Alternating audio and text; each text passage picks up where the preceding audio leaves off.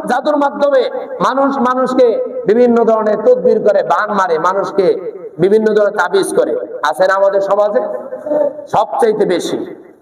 এই জাদুর থেকে যদি বাঁচতে চান তাহলে একটা আমল করবেন। আমলের কথাটা বলে দেই, কারণ অধিকাংশ মানুষ আমাদের কাছে আসে, হুজুর এই সমস্যা ওই সমস্যা, অনেক চিকিৎসা করি, কোন রোগ ধরাই পড়ে না, খালি অসুস্থ থাকে।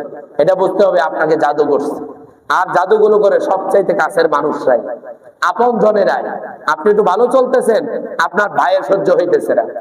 আপনি একটু ভালো চলতেছেন, আপনার কাছের আরেকজন মানুষ সহ্য হইতেছে না। কিভাবে আপনার ক্ষতি করা যায়, এর জন্য সে বিভিন্ন ধরনের জাদু টোনা শুরু করে দিবে।